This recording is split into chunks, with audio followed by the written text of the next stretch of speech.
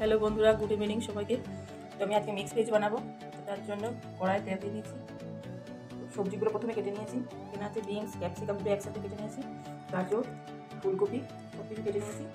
আর কড়াই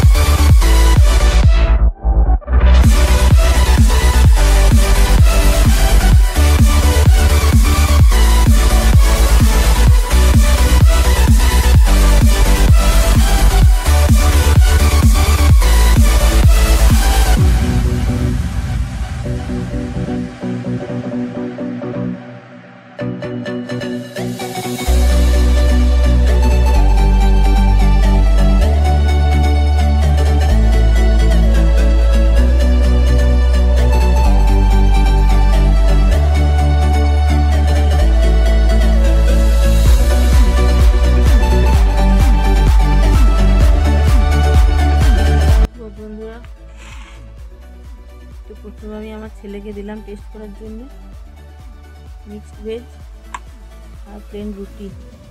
আমার ছেলে খেয়ে বলুক কেমন হয়েছে।